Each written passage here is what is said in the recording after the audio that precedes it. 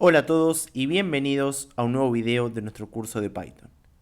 En este video vamos a aprender a recorrer un diccionario y vamos a ver algunos métodos que nos van a ayudar a poder recorrer y así poder visualizar sus claves y sus valores. Una forma intuitiva de arrancar a recorrer un diccionario que tiene una cantidad finita de datos es hacerlo obviamente con un for. Pero lo que sí sabemos es que este diccionario no tiene una indexación, entonces, por ejemplo, no podríamos usar la función inRange para darle un índice a cada posición del diccionario porque eso no existe, por lo que vimos en el video anterior. Entonces, la única forma para poder realizarlo con for de esta manera es decir, bueno, antes que nada vamos a crear un diccionario, que no lo creé. Vamos a utilizar el mismo que estábamos usando antes. Red, rojo. Blue, azul. Y vamos a ponerle, por ejemplo, green, verde. Bien. Como les decía, una forma de hacerlo es poner, bueno, for elemento in dic, es decir, para cada elemento en el diccionario vamos a imprimir elemento. Y ahora les pregunto, ¿qué creen que se va a ver acá? ¿Vamos a ver las claves o vamos a ver los valores? ¿O vamos a ver los dos? Vamos a recorrerlo, perdón, vamos a correrlo y vamos a ver qué vemos. En la lista, cuando nosotros hacíamos esto, for elemento in lista, veíamos directamente los elementos de la lista. Pero ahora tenemos una asociación clave-valor. Bueno, aquí vamos a ver, aquí puse 2 puntos en una coma. ¿Sí? Aquí tenemos una asociación clave-valor, entonces, como vemos, en realidad los elementos que vemos son las claves. Entonces vamos a ponerle for claves indic, ¿sí? Porque lo que terminamos viendo, al fin de cuentas, son las claves, ¿sí? Ahora sí. Ahí está. Vamos a recorrerlo y ahí lo tenemos. Entonces, si lo hacemos de esta manera, vemos las claves. ¿Hay forma de acceder a cada uno de los elementos? Obvio que sí. Si nosotros tenemos las claves, que son red, blue y green, habíamos visto que la forma de acceder a cada uno de los elementos es dándole la clave al diccionario. Entonces, dic de claves va a terminar siendo el valor de cada uno. Si queremos ver las dos, podemos verlas, claves y dic de claves. Y ahí tendríamos exactamente los dos. Red, rojo, blue, azul y green y verde.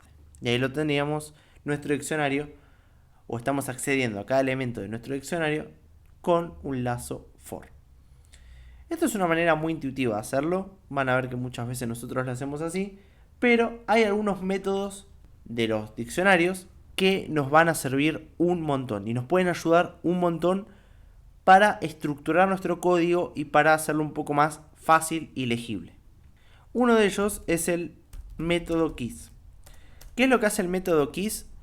Lo que hace es devolvernos todas las claves de nuestro diccionario. Entonces, si yo hago, por ejemplo, un print de dic.keys, fíjense que ahí nos dice, y acá encima nos explica, ¿sí? Ahí está. Hacemos un dic de keys y yo imprimo esto. Ven que nos dice que tenemos red, blue y green. Por lo tanto, podemos extraer todas las claves que tenga nuestro diccionario. Esto que está acá parecería ser una lista, pero ven que en realidad dice dic keys. Así que vamos a hacer una cosa. Así seguramente aclaramos alguna duda. Hagamos un type del dic de keys. Vamos a imprimirlo. Y vemos que no es una lista, sino que es una clase dic keys. Por lo tanto, esto no se puede trabajar como si fuese una lista, aunque parezca, por el tema de los corchetes. ¿Sí? O sea, esto es simplemente para extraer los datos y no recomendamos por el momento tocar mucho más en esta parte del código. Es decir, ¿qué hace el método keys en resumen? Extrae o nos devuelve todas las claves. ¿Podríamos usar este método keys para recorrer la lista? Sí, aunque no va a ser muy diferente a esto. For clave in dic.keys, o sea, por cada clave que tenga el diccionario, ¿sí? Es decir, en dic.keys hacemos un print de clave y van a ver que vamos a ver lo mismo de antes, ¿sí? Red, blue y green, ¿sí? Esto lo voy a comentar. Y ven que tenemos el mismo efecto de antes. Si queremos acceder a cada elemento, dic de clave, y ahí lo vamos a tener. Entonces, con el método keys, la verdad es que no cambia mucho respecto a lo que hicimos antes. De hecho es exactamente igual. Pero a veces puede ser algo interesante si necesitamos saber qué claves tiene nuestro diccionario. Por ahí el método keys no es tan útil para el for, pero van a ver que sí es útil para otros momentos u otros programas, porque nos devuelve todas las claves que tiene. Otro método es el método values, así como existe el método keys para devolvernos las claves, existe el método values que, como ya podrán interpretar, nos van a devolver los valores. Entonces yo hago un print de dic.values, vamos a imprimirlo, ven que ahí nos devuelve los valores del diccionario. El keys nos devuelve las claves, el values nos devuelve los valores. Lo mismo, no es una lista, sino que es un objeto del tipo dicValues, así que no nos sirve de mucho, ¿sí? Al menos para trabajar ahora. Pero sí es importante saber que con esto podemos extraer todos los valores del diccionario. ¿Lo podemos usar para recorrer un diccionario? Sin ningún problema. De hecho, acá podríamos decir for valores in dic.values, es decir, para el diccionario, para cada valor en el diccionario, imprimime este valor. ¿Sí? Y vemos que ahí lo imprime sin ningún problema, rojo, azul y verde. Entonces, con el método keys sacamos las claves, con el método values sacamos los valores. Lo siguiente que vamos a ver es el método items. Vamos a ver qué es lo que hace el método items. Vamos a hacer acá un print de dic.items. Lo voy a correr. Y fíjense que lo que hace items, y esto es importante, devuelve un conjunto de tuplas. ¿Sí? Fíjense que red con rojo es una tupla, blue con azul es otra tupla y green con verde es otra tupla. Es decir, devuelve el par clave valor. Así que si devuelve el par clave valor, nosotros podríamos trabajar en un for para extraer estos dos datos simultáneamente. Por ejemplo, vamos a poner acá for, vamos a poner así, a ver, clave valor, o sea, por cada conjunto clave valor in dic.items vamos a imprimir el conjunto clave valor. Si yo hago esto, vemos que ahí efectivamente nos devuelve el conjunto o el par clave valor en formato de tupla. Y como vimos antes, las tuplas tienen posiciones igual que la lista. Por lo tanto, si quisiera ver, digamos, la primera posición, que es la clave, pongo 0. Y si quiero ver el valor, pongo 1. Y ahí vemos que lo tenemos por separado. Es decir, que la forma de acceder a la clave o el valor es aplicando la indexación. Con CB, por ejemplo, en este caso 0, accedo a la clave, y con la posición 1 accedo al valor. Es decir, estamos como indexando nuestro diccionario de alguna manera, es decir, estamos indexando las claves y los valores.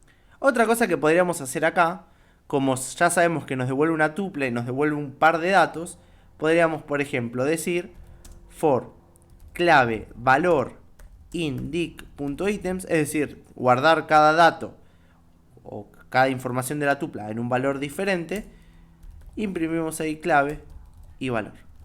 Y van a ver que vamos a obtener el mismo resultado.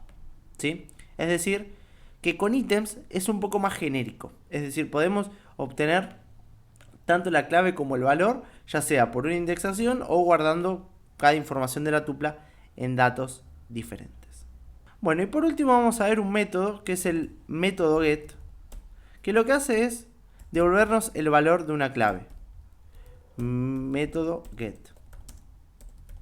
Lo que hace el get es, en caso de no encontrar a la clave, es decir, que no exista en nuestro diccionario, por defecto nos devuelve un none, y si no encuentra nos devuelve el valor. Por ejemplo, si yo hago un print de dic, vamos a visualizar de nuevo nuestro diccionario. Vamos ahora a hacer, por ejemplo, un print de dic.get y vamos a decirle que, por ejemplo, busque a green. Fíjense que nos devuelve verde. O sea, lo que hace get es conseguir u obtener la clave de lo que nosotros, perdón, el valor de la clave que nosotros le mandemos.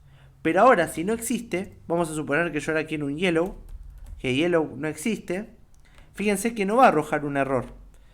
¿Sí? Si nosotros, por ejemplo, hacemos un print de dict de yellow, como yellow no existe, ¿sí? Es decir, queremos imprimir a yellow, pero yellow no existe, nos devuelve un error. Entonces, con el get estamos solventando estos errores, ¿sí? Es decir, estaríamos como diciendo, bueno, en caso que no lo encuentres, devolveme un none, pero no me tires un error que me pare el programa.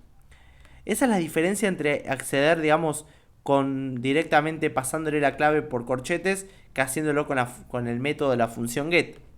Porque a fin de cuentas hacen cosas similares y a futuro vamos a ver de qué manera nosotros también podemos simular esta función get de otra manera, trabajando y tratando estos errores. Pero como eso todavía no lo sabemos, la función get es interesante porque nos devuelve un none, fíjense que no hay error, en caso de que no encuentre el valor o la clave para devolvernos el valor. Pero si queremos también podemos inclusive ponerle otro texto. Vamos a suponer que vamos a decir no se encontró la clave enviada. Entonces, ¿qué hace esto?